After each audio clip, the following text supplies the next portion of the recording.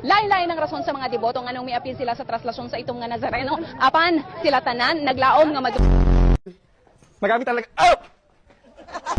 sinasakyan ng mga magbabarkada, magkakaanak, basa na nga, ika nga. Pero yung new normal, hanggang 2 lang yung pwede. At kung mag-isa ka lang, dapat nasa dulo ka at naka-face mask pa rin. Pero nga, ito na po. Pasukin natin itong kanilang baby's room. Dito raw makikita yung, ilan nga sa mga drawing ng kanilang baby, maging ang kanilang mga laruan! Mga laruan! Sa kasalukuyan po, ayon sa Pag-asa, wala po silang namomonitor na sama ng loob o sama ng loob.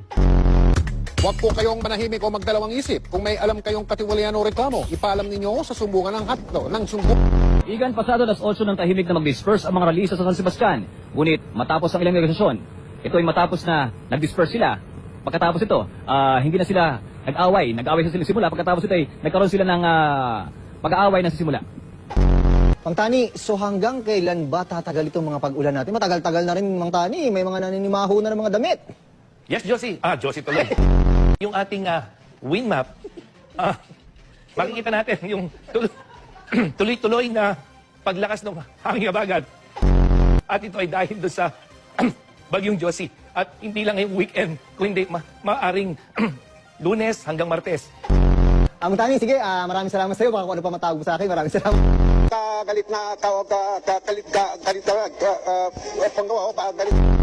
Yung composition, kanina nakita natin yung pagdagsari ng mga tae.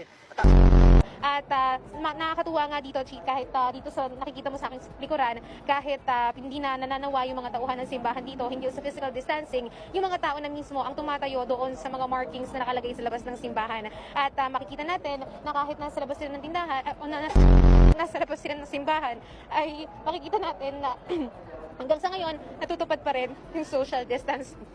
Yun na muna ang latest. Kung isla na nabuo ngayong taon. Kung naalala ninyo, nitong Setyembre, may lumutang din na bagong isla sa Pakistan, dulot ng malakas na lindol na tinawag na Salsala Ko. Walang nakatira sa islang ito sa Pakistan dahil nagbubuga po ito. Pinamantala ng mga kawataan. Siyempre, papahuli ba tayo sa rides? Isa ito sa pinakakinatatakutang rides dito sa Star City, mapabata man o matanda. Dito, halos 3 minuto ka pa iikutin sa ere. Yung kaligtasan, sigurado ka naman dahil sobrang higpit ng handbar. Pero yung tapang ko, hindi ko sigurado kung tatagal ng 3 minuto!